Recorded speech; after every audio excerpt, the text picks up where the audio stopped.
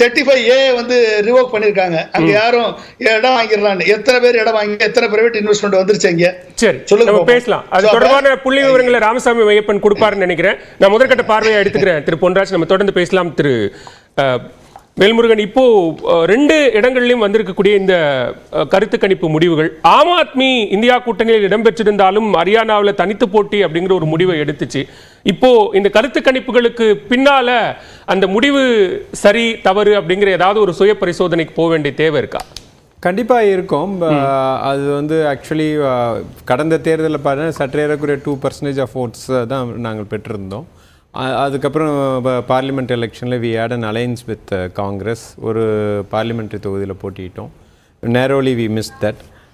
அந்த தேர்தலில் இது வந்துட்டு எங்கள் தேசிய கட்சியான பிறகு இப்போ வந்து அந்த ஒரு எல்லா இடத்துலையும் வந்துட்டு கூட்டணி போகணுமா இல்லை தனித்து அந்த எங்களோட தனித்தன்மையோட போட்டிடணுமான்ற ஒரு நெருடல் இருந்தப்போ கூட கன்சிடரிங் தி ஓவரால் சிச்சுவேஷன் யாரை தோற்கடிக்க வேண்டும் என்ற அடிப்படையில் தான் ஒரு negotiation was there with Congress in Haryana. But unfortunately அது மெட்டீரியலைஸ் ஆகலை. ஸோ அது குறித்து இந்த தேர்தலுக்கு பிறகு எங்களுடைய தலைவர் திரு கெஜ்ரிவால் அவர்கள் அப்புறம் அவர் வந்து இன்டென்சிஃபைட் கேம்பெயின் ஒரு கடைசி ஒரு 10 டேஸாக வந்து ஹரியானாவில் வி ஹேட் அன் ஆப்பர்ச்சுனிட்டி. அதை பண்ணியிருக்கிறோம். அதனோட results we are expecting. We hope there will be a positive results. அது ஒரு விஷயம். அதுக்கடுத்து இந்த தேர்தலை பற்றி நம்ம பேசும்போது குறிப்பாக பார்த்தீங்கன்னா அண்ணன் சொல்லியிருந்தப்போ வந்துட்டு குறிப்பாக இது வந்து மோடி ஓரியன்ட் எலெக்ஷனா, அப்படி வந்து மோடி சென்ட்ரிக் எலெக்ஷனாக தான் கடந்த காலங்களில் பிஜேபி வந்து பண்ணிகிட்டு இருந்தாங்க. கடந்த 10 ஆண்டு காலமாக அவர்கள் செய்ததன் முயற்சி வந்துட்டு மிகப்பெரிய தோல்வியை வந்து 2024 பாராளுமன்ற தேர்தலே அவங்க சந்திச்சிட்டாங்க. It is no more a Modi centric election.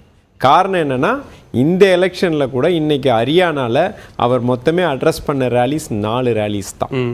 So அவர்கள் ஸ்ட்ராட்டஜிக்காக என்ன முயற்சிக்கிறாங்கன்னா மோடி சென்ட்ரிக் எலெக்ஷன் கிடையாது, இது வந்து ஸ்டேட் எலெக்ஷன் அப்படின்ற ஒரு பார்வையை கொண்டு செல்லக்கூடிய ஒரு முயற்சி அவங்க எடுக்கிறாங்களான்னு பார்க்குறேன். அதே மாதிரி காஷ்மீர்லேயும் பார்த்திங்கன்னா எனக்கு தெரிஞ்சு ஒரு 3 or 4 மீட்டிங்ஸ் ரேலிஸ் தான் அவர் அட்ரஸ் பண்ணார். ஸோ ஓவராலாக மோடியினுடைய சரிவு ஆரம்பித்து விட்டதை உணர்ந்து தான் வந்து இந்த தேர்தலையும் வந்து அவர்கள் வந்து மோடி சென்ட்ரிக்காக அதை மாற்ற முயலன்றல அப்படின்றத என்னோட கருத்து. ஓகே, ஏன்னா அந்த நான் சொன்ன இந்த ஒரு அவர் மிகப்பெரிய அந்த அழுத்தம்லாம் அவங்க கொடுக்கல.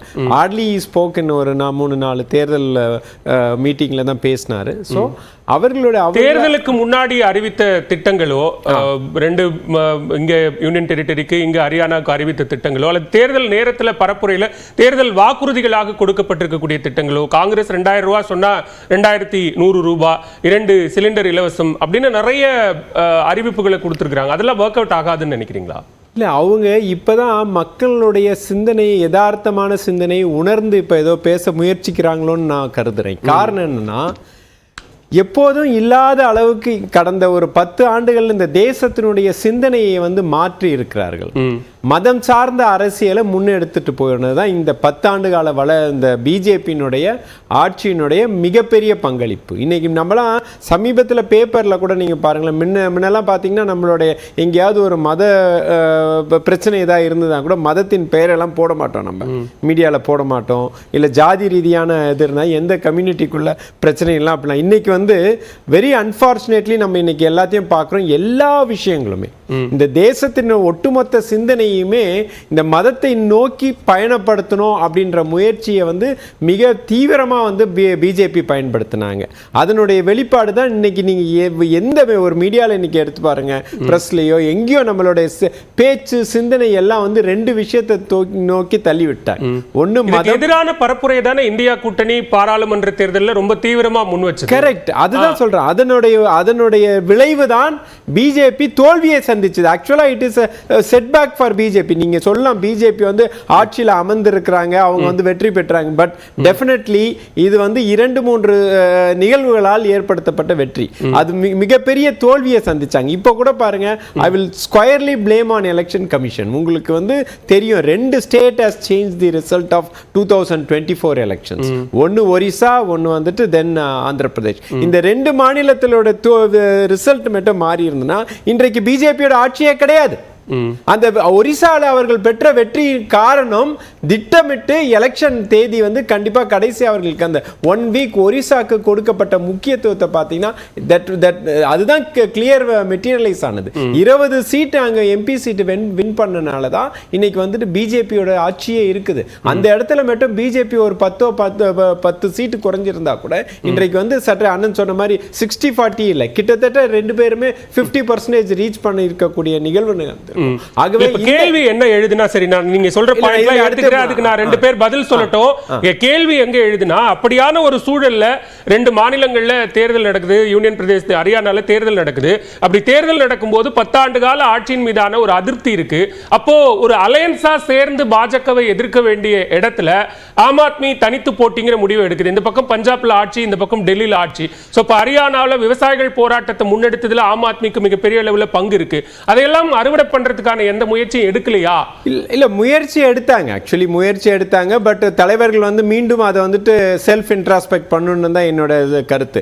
ஏன்னா இன்னைக்கு யாரை எதிர்த்து யாரை தோற்கடிக்க வேண்டும் என்ற நிலையில தான் ஒட்டுமொத்த கட்சிகளும் இருக்கு.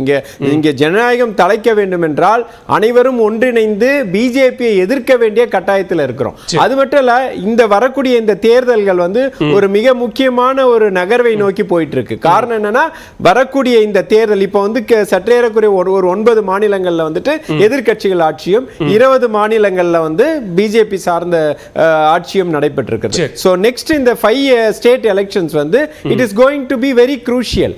ஆசீர்வாதம் ஏதோ உங்களுக்கு குறுக்கிட விரும்புறாரு, சுருக்கமா சொல்லுங்க திரு ஆசீர்வாத்.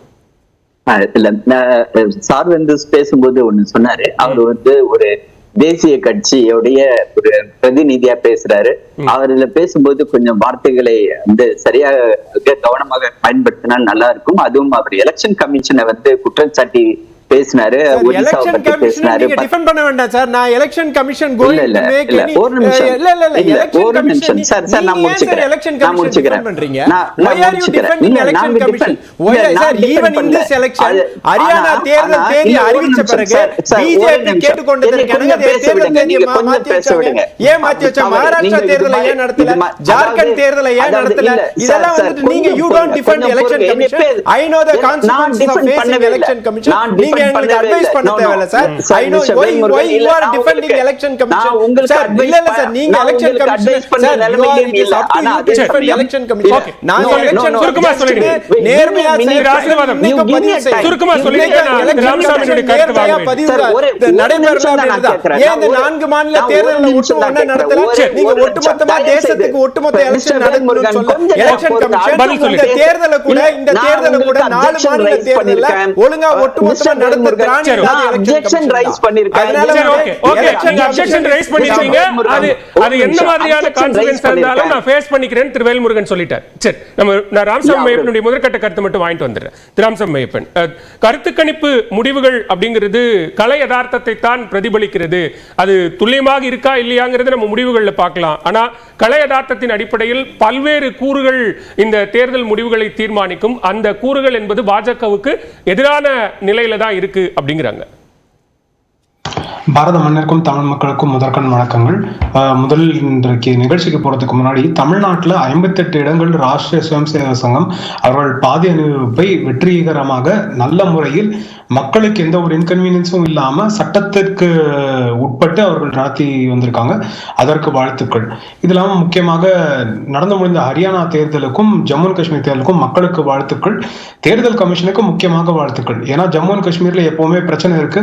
இதுக்கு முன்னாடி பேசும்போது ஆசீர்வாதம் ஆச்சாரி அவர்களும் மிக தெளிவாக சொன்னாங்க. அவங்க பணிபுரிந்த காலகட்டத்தில் கூட எவ்வளவு ரிஸ்கியாக இருந்தது, சேஃப்டி மெஷர்ஸ் எவ்வளவு அவங்க பர்சனலா அடாப்ட் பண்ண வேண்டிய தேவை இருந்தது. அன்னைக்கு ஓட் பர்சன்டேஜ் கம்மியா இருந்திருக்குன்னு இன்னைக்கு தேர்தல் கமிஷனோட முனைப்போட இன்னைக்கு 63% இருந்து 68% வரைக்கும் ஓட் பர்சன்டேஜ் இம்ப்ரூவ் ஆயிருக்கு. அப்படின்னா அந்த தேர்தல் கமிஷனுக்கும் அங்க இருக்க லா என்ஃபோர்ஸ்மெண்ட் ஏஜென்சி அப்புறம் நம்மளோட பார்டர் செக்யூரிட்டி ஏஜென்சி எல்லாருக்குமே நன்றி சொல்லியே ஆகணும்.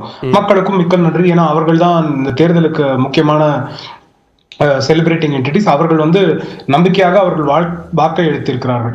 அதுல பார்க்க வேண்டிய தேவை என்ன இருக்கு அப்படின்னா, சுதந்திர இத்தனை நாள் காங்கிரஸ் ஆட்சி காலத்துல வந்து 13%, 18%லாம் வாக்களித்திருந்த ஜம்மு அண்ட் காஷ்மீர் மாநிலம் பாஜக ஆட்சி காலத்தில் 2014 இருந்து இன்னைக்கு வரைக்கும் எப்பவுமே 50% அதிகமாக வாக்களித்திருக்காங்க. அப்ப மக்களுக்கு தேர்தல் மீது நம்பிக்கை வந்திருக்கிறது, மக்கள் ஆட்சி மீது நம்பிக்கை வந்திருக்கிறது.